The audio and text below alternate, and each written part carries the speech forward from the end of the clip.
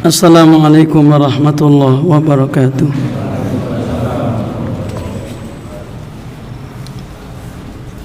Innal hamdalillah nahmaduhu wa nasta'inuhu wa nastaghfiruh wa na'udzu billahi min shururi anfusina wa min sayyiati a'malina. Man yahdihillahu fala mudilla lahu wa man yudlil fala hadiya lahu. Asyhadu an la ilaha illallah wahdahu la syarika lah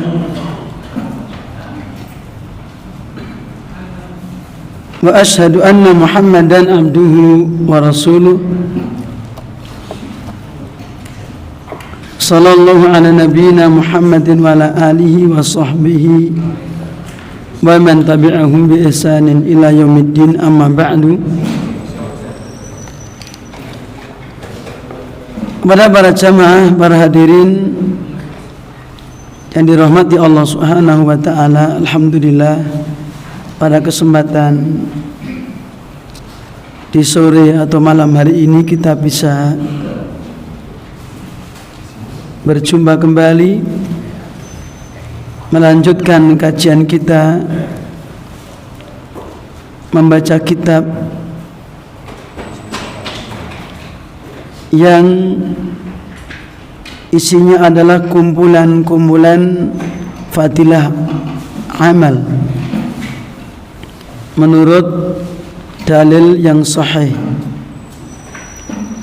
yang dikarang oleh Fadilatul Syekh Ubaid Al-Sindi rahimahullah ta'ala. Pertemuan sore hari ini kita akan melanjutkan poin yang ke-19, halaman yang ke-32, tentang pahala menjaga 12 rakaat dalam sehari semalam. Pahala menjaga sholat 12 rakaat dalam sehari semalam. Nah, sholat apa ini? Mari kita kaji.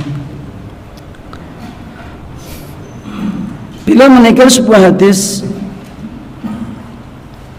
rawahu al-Imam Muslim, juga rawahu al-Imam At-Tirmidzi, demikian pula hadis ini juga diriwayatkan oleh al-Imam An-Nasa'i. Hadis ini juga dinukil oleh al-Imam An-Nawawi dalam kitabnya Riyadhus Shalihin dalam bab yang ke-195 dengan judul Fadlus Sunanir Rawatib Ma'al Faraidi, ya. Keutamaan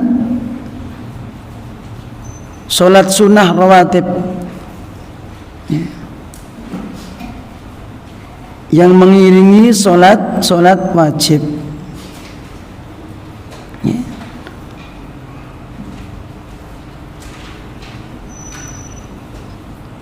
Hadis ini para jamaah sumbernya dari Ibunda Ummul Mukminin, yaitu Habibah binti Abi Sufyan radhiyallahu anhuma,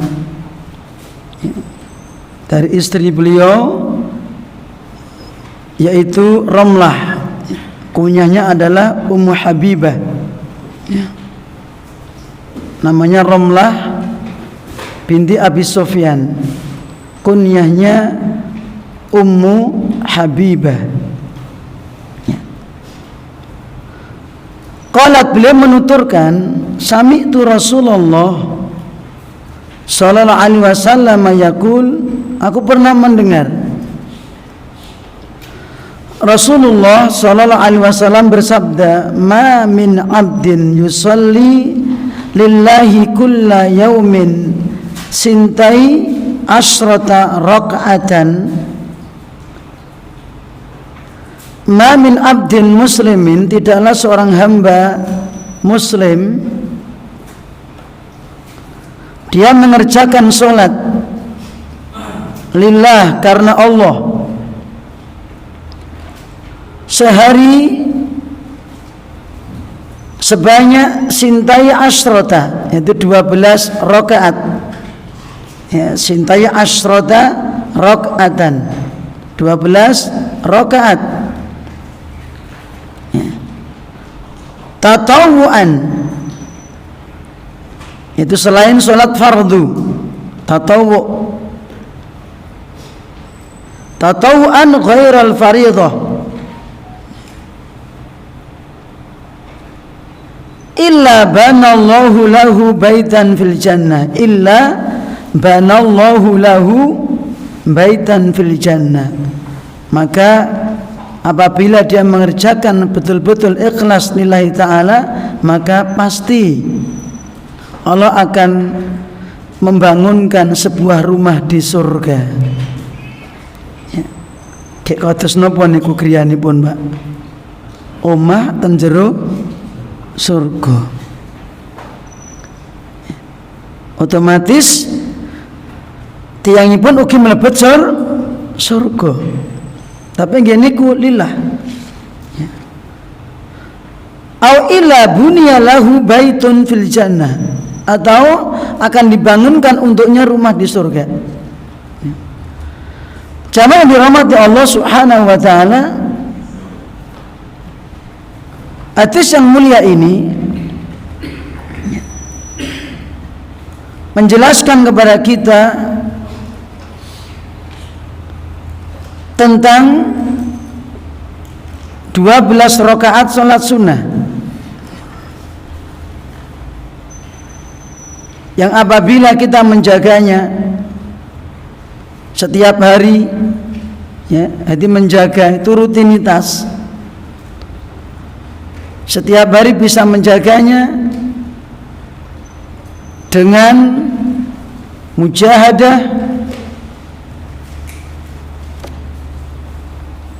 dan juga dia bersabar dalam mengerjakannya, maka Allah akan bangunkan dia sebuah rumah di surga. Para jamaah, hadis ini dijelaskan oleh hadis yang lainnya. Hadis rawahu al-Imam At-Tirmidzi, al-Imam Ibnu Majah, al-Imam An-Nasa'i. Itu hadis yang bersumber dari Ibunda Aisyah radhiyallahu anha, juga Ummul Mukminin.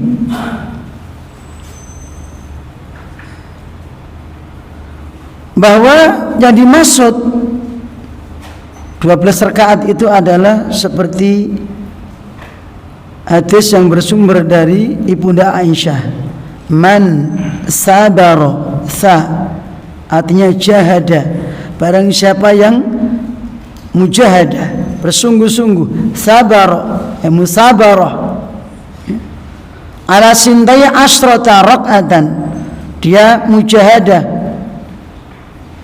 bersungguh-sungguh dan bersabar mengerjakan 12 rakaat, ya, dari sholat sunnah, minas sunnati, banallahu lahu baitan fil jannah, Allah akan bangunkan untuknya rumah di surga. Yaitu yang dimaksud dengan sholat itu adalah arba'u raka'atin qabla zuhri, 4 rakaat sebelum sholat zuhur, sebelum zuhur, 4 rakaat sebelum zuhur, ya. Dalam kitab Syarah Riyadhus Shalihin oleh Fadilatul Syekh Muhammad bin Shalih Al-Utsaimin, maksudnya 4 rakaat ini adalah salam 2 rakaat terus mengerjakan 2 rakaat lagi, ya. Jadi 2 rakaat salam, 2 rakaat salam, itu maksudnya 4 rakaat. Dijelaskan oleh Fadilatul Syekh Muhammad bin Shalih Al-Utsaimin dalam kitabnya Syarah Riyadhus Shalihin, ya. Yaitu 4 rakaat qabla zuhri, sebelum duhur, wa rak'ataini ba'daha, terus 2 rakaat setelah zuhur. 4 rakaat sebelum zuhur, 2 rakaat setelah zuhur. Wa rak'ataini ba'dal maghribi, kemudian 2 rakaat setelah sholat maghrib. 2 rakaat setelah sholat maghrib. Kemudian wa rak'ataini ba'dal isya, dan 2 rakaat setelah sholat isya. Pun pinten niki wau? Sedasa.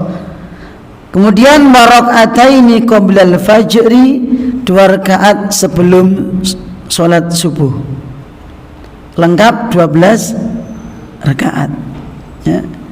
Maka itu dikatakan sholat sunnah rawatib yang hukumnya muakkadah, yang sangat ditekankan, ya. 4 rakaat sebelum zuhur, 2 rakaat setelah zuhur, 2 rakaat setelah maghrib, 2 rakaat setelah isya, dan 2 rakaat sebelum subuh. Kira-kira abot napa endeng? Abot, ya.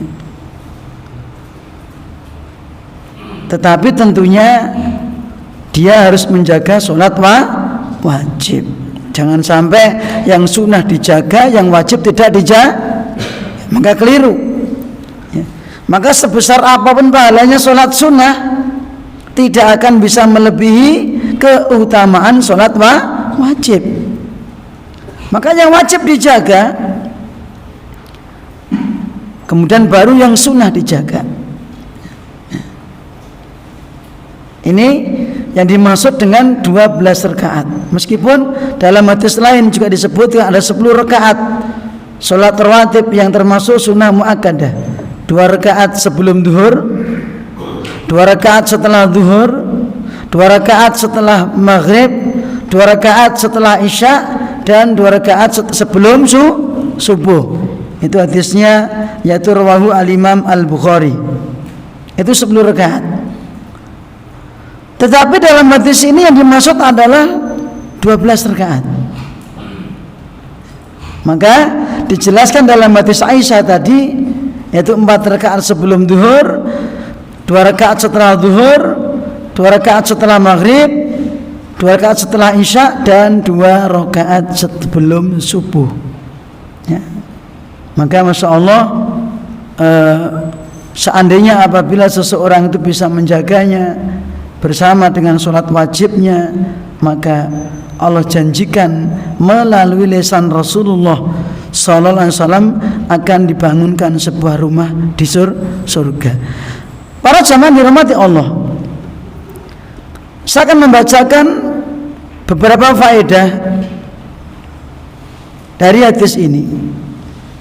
Dan di antara saya nukilkan dari kitab Bahjatun Nadhirin, juga dalam kitab Syarah Riyadhus Shalihin Bahjatun Nadhirin, dan kitab yang lainnya, ya. Yang dikarang oleh Fadilatul Syekh Salim bin Id Al-Hilali hafizallahu ta'ala. Faedah yang pertama,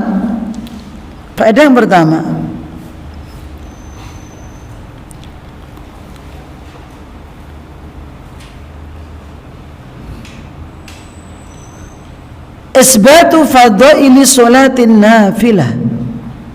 Isbatu fadaili sholatin nafilati. Penetapan adanya keutamaan solat nafilah. Faedah yang pertama, isbatu fadaili salatin nafilati, penetapan adanya keutamaan solat nafilah.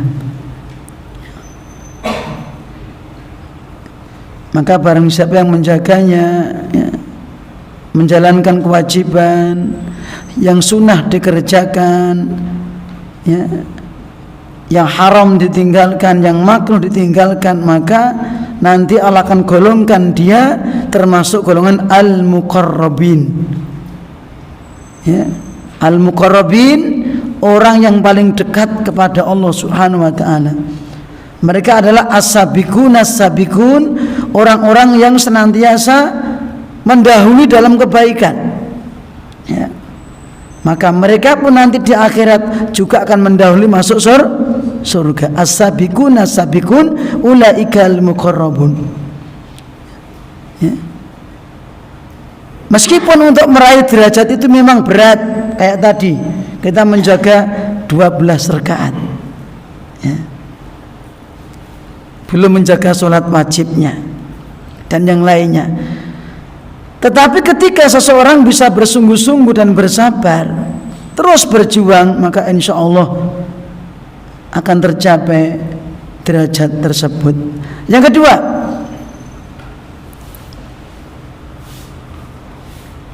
kedua, Allah Ta'ala yuhasibu al-ibadah ala a'malihim laisa wa laisa ala ilmihi bihim. Allah Subhanahu wa ta'ala akan menghisab, akan menghitung hambanya berdasarkan amal perbuatannya. Allah Subhanahu wa ta'ala yuhasibul ibadah, akan menghitung, akan mereken, akan menilai hamba itu berdasarkan amal ibadahnya. Walaysa ala ilmihi bihim, bukan berdasarkan ilmu yang mereka miliki, yang mereka bawa. Karena belum tentu orang yang ilmunya tinggi, amalannya banyak,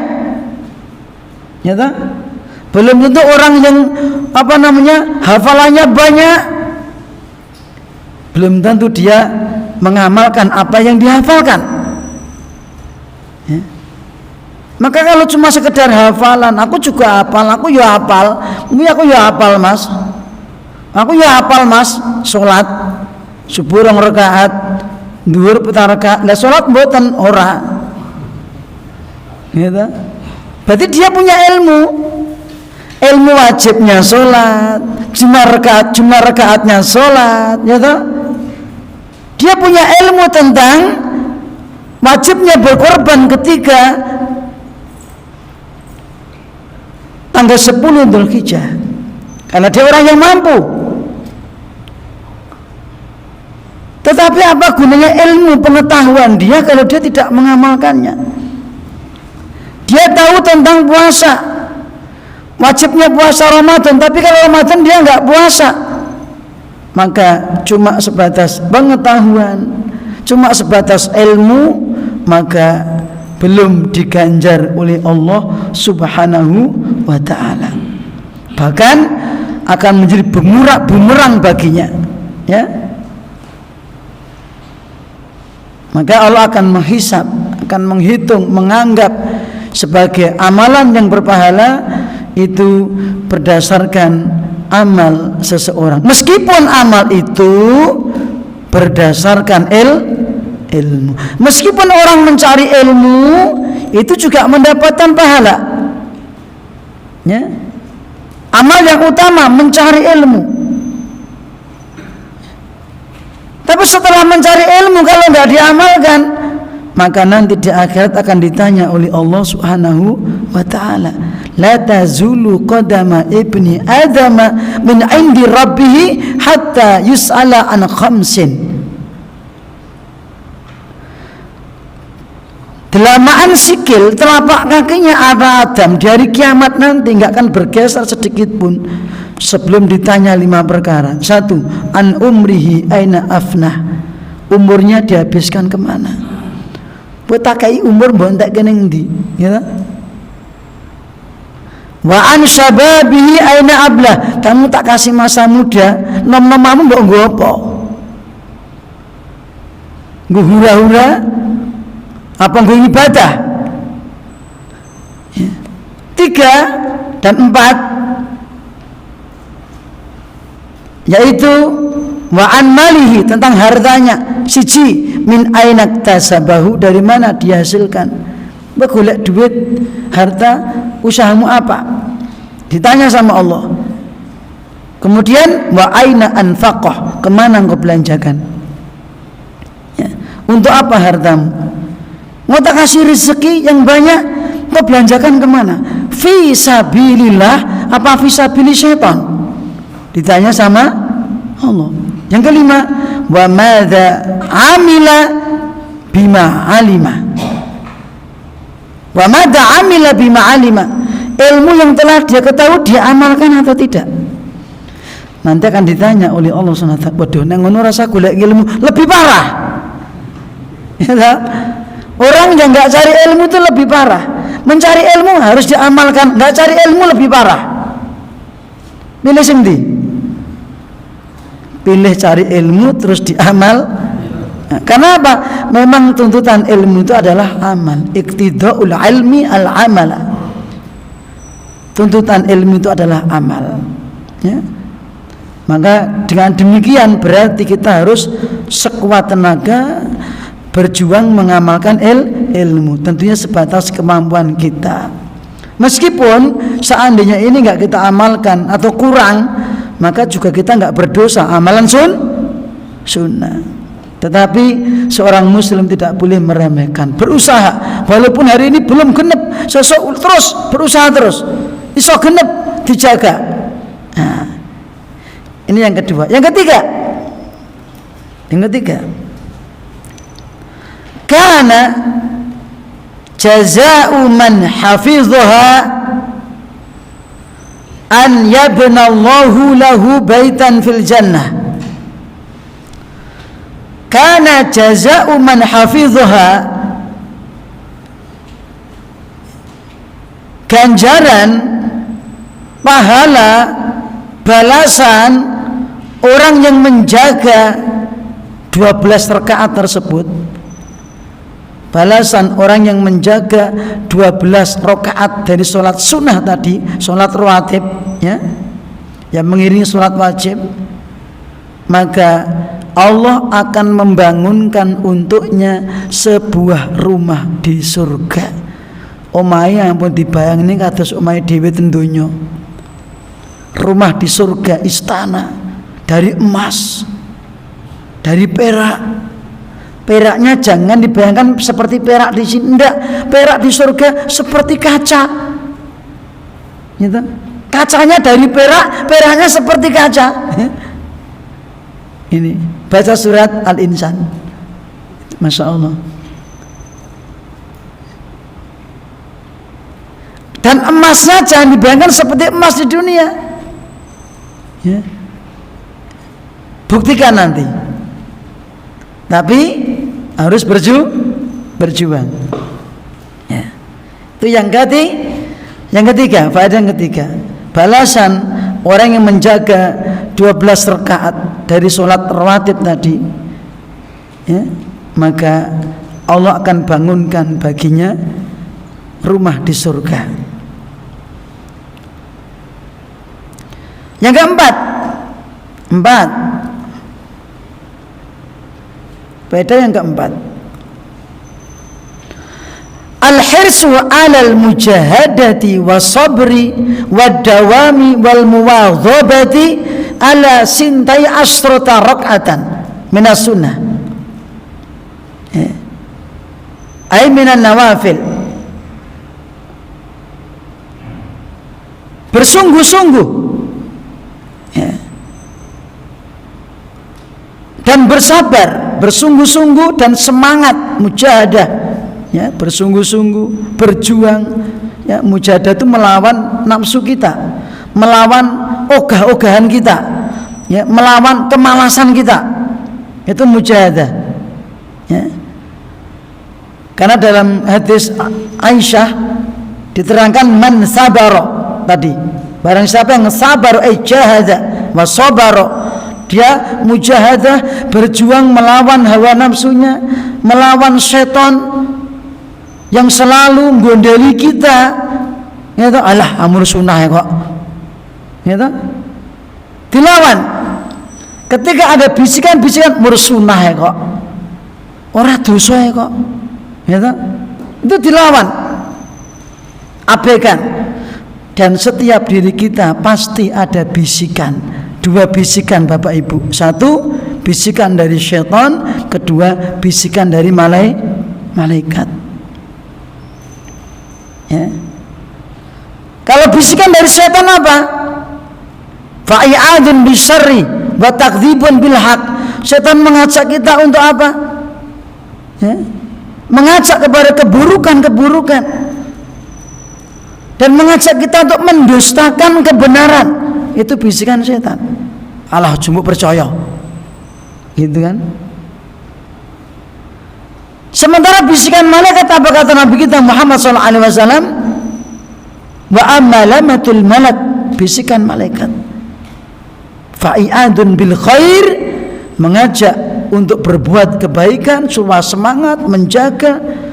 Wa tasdiqun bil haq, ya, mengajak kita untuk membenarkan kebenaran, meskipun kebenaran itu mungkin nggak masuk akal kita, belum bisa kita cerna. Contoh tentang sifat-sifat Allah, ya toh, bagaimana kita membayangkan, tidak bisa. Tentang surga isinya, neraka isinya, bagaimana alam kubur, kita nggak bisa mencerna, ya. Tapi wajib kita benarkan, ya. Jadi kita harus bersabar, semangat, mujahadah, bersungguh-sungguh, ya, kemudian berjuang, betul-betul berjuang, ya. Maka berjuang itu berat. Sampai Allah menggambarkan dalam Al-Quran, dalam surat Al-Balad, ya, perjuangan orang itu untuk mengerjakan amal soleh, melawan nafsunya dan syaitan, itu seperti apa? Orang berjalan di lereng gunung, menanjak, ingin sampai puncak gunung, ingin melihat pemandangan yang indah, ya toh? Falaqtahamal aqabah, mengapa dia tidak menempuh jalan yang mendaki lagi sulit? Al-aqabah secara bahasa adalah jalan yang sulit, yang terjal, yang berada di lereng gunung. Kalau nggak sabar, dia akan melorot, balik mundur.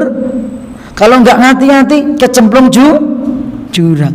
Tapi kalau bersabar, terus berjuang sampai puncak, gembira nggak orang puncak itu? Seneng, berkibarlah bendera merah putih, ya toh? Kan senang. Masya Allah, pemandangannya indah. Apalagi kalau bisa melampaui, melawan nafsunya, melawan setan, sehingga bisa mengerjakan amal soleh, dan itu adalah kebahagiaan yang hakiki, yang nantinya betul-betul naik ke surganya Allah Subhanahu wa ta'ala, ya.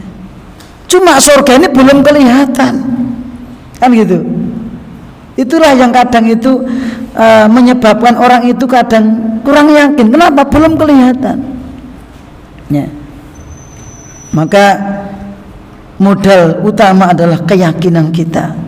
Kalau kita betul-betul yakin, maka insya Allah semangat, ya. Yang ke berapa? 5. Yang kelima, wa fil hadisi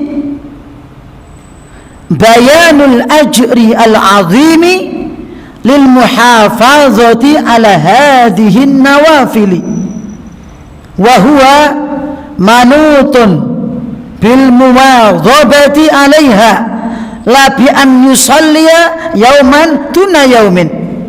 Apa artinya? Di dalam hadis ini para jamaah dirahmati Allah menerangkan bayanul ajri, menerangkan, menjelaskan pahala yang besar, ya. Bayanul ajri al-azimi, menerangkan pahala yang besar bagi siapa? Lil muhafazati ala hadhihin nawafil, bagi orang yang betul-betul menjaga sholat sunnah ini, ya. Wa huwa manutun bil muwadhabati, yaitu itu menuntut untuk membiasakan, membiasakan, menjaga, merutinkan sholat sunnah tersebut. Lab bi an yusolliya yauman, bukan kok dia sholat sehari duna yaumin, besok nggak sholat lagi, ya toh? Sepekan sehari bisa 12 rakaat, kemudian berikutnya harinya yang lainnya leren, ya, dia nggak dosa, tapi belum masuk kepada ini. Kenapa? Karena orang itu harus mansabaro, berjuang, gitu kan, mujahadah, menjaga, muhafadzah 12 rakaat, ya. Jadi tidak oglangan, ya, terus berusaha dijaga, walaupun besok, waduh aku lowong, geton dia, menyesal, waduh orang genep relasi, sesuk berjuang meneh terus. Semoga orang yang seperti itu, ya, walaupun belum bisa menyempurnakan, semoga Allah menyempurnakan. Kalau udah berjuang, udah berusaha, ya. Itu yang kelima. Jadi dia akan mendapatkan pahala yang besar itu, ya, meskipun ketika Anda cuma sholat 2 rakaat, berpahala enggak? Berpahala. Tetapi untuk jaminan dibangunkan rumah yang dimaksud dalam surga belum tercapai, ya, sebelum merutinkan ibadah tersebut, ya. Yang keenam, al-khifadhu ala ada'in nawafili minal qurrabati allati yuhibbuha Allah Ta'ala. Ini faedah yang lainnya. Orang-orang yang menjaga ibadah yang sunnah, orang-orang yang menjaga ibadah yang sunnah, ya, minal qurrabat, orang-orang yang menjaga ibadah-ibadah yang sunnah, yang tidak wajib,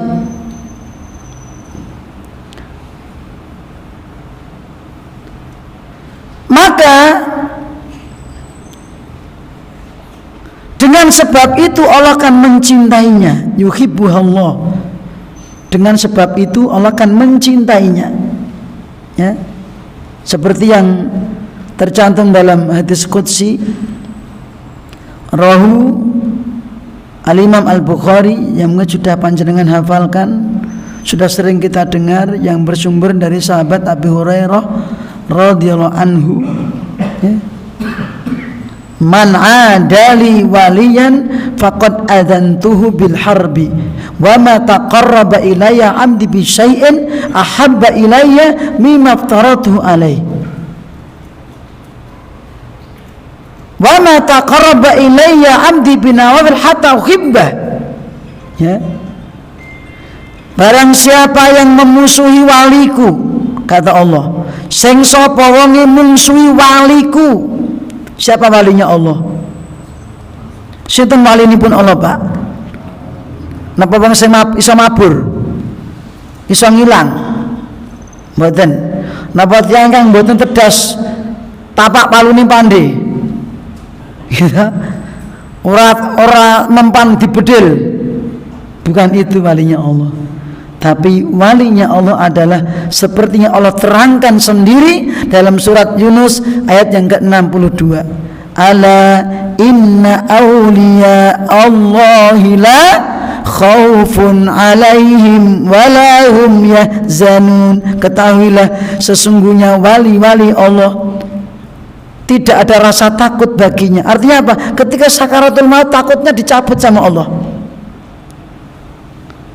Karena Allah memberikan kabar kepada walinya ketika mau sakaratul maut, diberi kabar surga, ya, kenikmatan.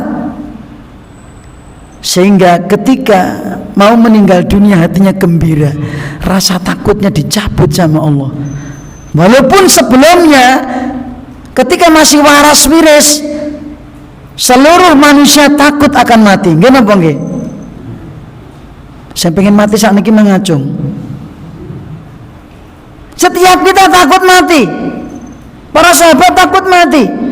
Tetapi nanti ketika sampai ajalnya, karena mereka adalah waliullah, ya, takutnya dicabut. Walahum yazanun, mereka enggak bersedih hati, sedihnya dicabut. Apa itu? Sebelumnya ngene aku mati, bojoku piye ya? Anakku piye ya? Sedih aku. Bondoku piye ya? Usahaku piye ya? Kendaraanku piye ya? Gitu kan? Tetapi ketika Allah memberikan kabar gembira, busyira bi rahmatillah, ya, diutus para malaikat memberikan kabar gembira, dia akan masuk surga, bahkan dinampakkan pemandangan surga. Mula dunyane lali, maka dia gembira. Dunyane lali, Pak. Ya, maka ketika itu hilang rasa takutnya, hilang sedihnya. Siapa mereka? Alladzina amanu wa kanu yattaqun. Mereka adalah orang-orang yang beriman dan bertakwa. Itu syarat seseorang menjadi wali, iman dan takwa. Ya. Maka kita panjenengan semua kalau betul-betul beriman bertakwa, sesungguhnya hakikatnya Anda adalah waliullah, ya. Karena yang tahu seseorang itu adalah waliullah adalah Allah itu sendiri. Si fulan waliullah, ya. Karena apa? Dia beriman bertakwa dan beribadah ikhlas karena Allah. Bukan kok wali itu orang yang saben pakai udeng-udeng surban, oh itu wali, bukan. Ya, nek ngeten niku gampang dihapusi awake dhewe, Pak. Ya. Enggak nek wong Arab teko dek udeng-udeng, wah wali kayak. Gitu. Ngeten. Enggak seperti itu. Wali setiap orang yang beriman dan bertakwa, apapun kulitnya, apapun sukunya, apapun bangsanya, selama dia iman dan takwa, itulah wali Allah. Dan itulah syarat yang disyaratkan oleh Allah, ya. Maka barang siapa yang memusuhi orang-orang seperti itu, apa kata Allah? Faqad adzantuhu bil harbi, saya umumkan perang baginya. Ditantang sama Allah perang. Sapa sing iso ngalahke arek Allah? Gitu. Sing saged ngalahke Allah sinten? Maka para waliullah akan dijaga, dilindungi, dibela sama Allah. Ya. Wa ma taqarraba ilayya 'abdi bi syai'in ahabba ilayya mimma aftaratu alaih. Tidaklah hambaku mendekatkan diri kepadaku dengan sesuatu yang paling aku cintai dibandingkan dengan apa yang telah kuwajibkan atasnya. Mula Bapak Ibu para jamaah, menawi kita kepengin dipun tresnani dening Allah, pertama jalankan kewajiban, ya. Itu sebab utama seseorang dicintai oleh Allah, menjalankan kewajiban. Maka sebelum 12 rakaat tadi yang wajib dijaga, ya. Sing wajib dijaga riyin. Kemudian wa ma taqarraba ilayya 'abdi binawafil, ketika hambaku mendekatkan diri kepadaku dengan yang nawafil, yang tidak wajib, hatta uhibbah, sehingga aku lebih mencintainya. Tambah cintanya Allah kepada orang itu, ya. Maka ini juga sama, yang wajib kita jaga, terus kita tingkatkan yang sunnah-sunnah, ya toh? Itu. Zakat sudah, ganti sedekah, kan ngeten. Salat wajib sudah, ganti salat sunnah. Seperti itu, ya. Maka ada tingkatan-tingkatan. Maka orang yang cukup menjaga kewajiban, orang itu cukup menjaga kewajiban-kewajiban, meninggalkan yang haram, yang sunnah banyak trader, yang makruh masih dikerjakan, yang mubah apalagi. Orang seperti itu masih bertahan seperti itu, dia akan digolongkan ashabul yamin, golongan kanan. Dia masih selamat, ya tak? Ashabul yamin, golongan kanan, golongan orang yang akan menerima catatan amal perbuatan dengan tangan kanan. Dia masih selamat. Dia menjaga kewajiban, meninggalkan yang haram, yang makruh kadang masih dikerjakan, yang sunnah masih banyak ditinggalkan. Tapi dia menjaga kewajiban, meninggalkan yang haram. Dia masih untung, tergolong ashabul yamin. Ketika dia meningkatkan, menjaga yang sunnah, meninggalkan yang makruh, ya tak? Itu, maka nanti akan naik derajat menjadi al-muqarrabin. Dialah as-sabiqun as-sabiqun. Faedah yang ketujuh. Yang ketujuh,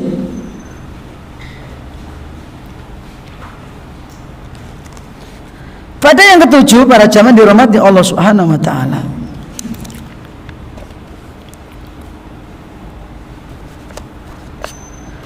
Dalal hadisu ala sa'ati fadlillahi azza wa jalla wa jazili ita'ihi itsara'a ada ahadi sunani liyaksural ajru. Dalal hadisu, hadis ini menunjukkan ala sa'ati fadlillah, menunjukkan luasnya karunia-Nya Allah, luasnya rahmatnya Allah, ya. Dan besarnya pemberian Allah kepada hambanya. Hadis ini menunjukkan luasnya karunia Allah. Allah memiliki karunia yang sangat luas, dan besarnya pemberian Allah atau banyaknya, yaitu ketika itsyara'a ada ahadi sunan, ketika Allah mensyariatkan untuk menunaikan sunnah-sunnah tersebut, untuk menunaikan sunnah-sunnah tersebut, liyaksural ajru, agar pahalanya bertambah banyak, ya, agar pahalanya tambah banyak, ya. Kenapa kok disyaratkan sholat sunnah gen ganjarane luwe oke. 8. Hadhihi sunnanu allati dzukirat fil hadis tusamma as-sunnanu ar-rawatibu. Ya. Sunnah-sunnah yang disebut, yang tersebut dalam hadis tersebut, sunnah-sunnah yang disebutkan dalam hadis itu dinamakan tusamma as-sunnanur rawatibu, dinamakan sholat sunnah rawatib, ya. Sholat sunnah rawatib, yaitu yang mengiringi sholat wajib, ya. Li'anna Rasulullah sallallahu alaihi wasallam kana yuhafizu alaiha, karena sesungguhnya Rasulullah sallallahu alaihi wasallam menjaga sunnah rawatib, ya. Rasulullah sallallahu alaihi wasallam menjaga sholat sunnah rawatib. Ke 9, nggih, 9. Yustahabu lil mu'mini an yuhafidhu ala hadhihi sunnani wa la yatrukuha illa bi'udrin syar'iyyin kal maradi was safar.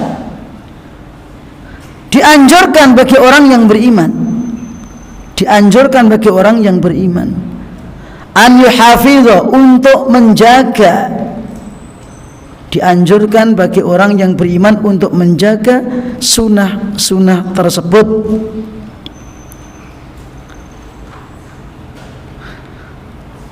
wala yatrukuha, dan tidak meninggalkannya, tidak meninggalkannya.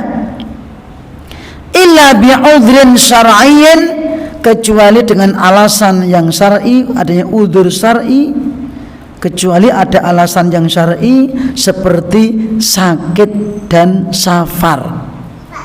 Seperti loro lan lungo, gitu. Sakit ya, arek salat wajib ning masjid ra iso, jamune salat roha. Ya. Terus gimana itu Bapak Ibu? Apabila orang yang terbiasa menjaga itu ketika sakit, meskipun tidak sholat rawatib, akan dicatat pahala seperti dia sehat. Ketika safar, sibuk, gitu, maka dicatat pahala kebiasaan ketika di rumah. Ya. Seperti dalam hadis Nabi kita mengatakan, idza maridul abdu aw safaro, ketika seorang hamba sedang sakit atau safar, kutiba lahu mislu ma kana muqiman sahihan. Ketika seorang hamba sedang sakit, lagi loro, sedang pergi safar, biasanya puasa sunnah, sholat duha, sholat qiyamul lail, sholat rawatib. Sedang safar nggak bisa mengerjakan, sedang sakit betul sakit akan dicatat pahala sebagaimana dulu sehatnya apa kebiasaannya. Pas di rumah kebiasaannya apa dicatat Pak ganjaran. Nah pentingipun jagi saumpami kita nembe mboten enak badan, nembe safar, pahala terus mengalir meskipun kita tidak mengerjakan. 10. Istibabu fi'li sunanir rawatibi fil manzil, dianjurkan mengerjakan sunnah rawatib tersebut, dianjurkan mengerjakan sunnah rawatib tersebut di rumah. Dianjurkan mengerjakan sunnah rawatib tersebut di rumah. Seperti kemarin poin 18 sudah kita bahas, keutamaan mengerjakan sholat sunnah di rumah. Kenapa? Li'anna afdhala sholatil mar'i fi baitihi ilal maktubah, karena sesungguhnya yang paling afdol, yang paling utama sholatnya seseorang fi baitihi, dikerjakan di rumahnya, kecuali sholat wajib. Terakhir soalnya pun lebih tatan nih Pak. Terakhir, hadhihi sunanu tukmilun naqsa alladhi yahsulu minal khata'i wal ghaflati fi salatil fariḍah. Hadhi sunanu, sunnah-sunnah tersebut, sunnah rawatib itu ya, sunnah-sunnah tersebut tukmilun naqsa, akan menyempurnakan yang kurang ya. Akan menyempurnakan kekurangan ya, atau yang kurang. Alladhi yang alladhi yahsulu minal khata' wal ghaflah ya, yang ditimbulkan karena kesalahan atau karena kelalaian. Ngenten. Fi salatil fariḍah, ketika mengerjakan sholat wajib mungkin kita ada kesalahan ya toh, ada kelalaian ya toh, maka bisa ditutupi dengan sholat sunnah. Ini keutamaan sholat rawatib untuk menyempurnakan kekurangan sholat wajib kita. Para jamaah tentunya masih banyak ya, maka 10 yang saya bacakan semoga bermanfaat untuk saya khususnya, antum sekalian pada umumnya. Semoga Allah SWT senantiasa membimbing kita ke jalan yang lurus yang Allah ridhoi, dan semoga Allah Subhanahu wa taala memberikan taufik kepada kita untuk bisa melaksanakan apa yang menjadi perintah-perintah Allah dan Rasulnya, dan semoga Allah SWT memberikan keikhlasan kepada kita, dan semoga amal-amal kita diterima oleh Allah Subhanahu wa taala. Semoga kita semuanya digolongkan menjadi golongan ahli surga. Amin. Wa akhiru da'wana alhamdulillahi rabbil alamin, wa sallallahu ala nabiyyina Muhammadin wa ala alihi wa sahbihi ajmain. Subhanakallahumma wa bihamdika asyhadu an la ilaha illa anta astaghfiruka wa atubu ilaik. Assalamualaikum warahmatullahi wabarakatuh.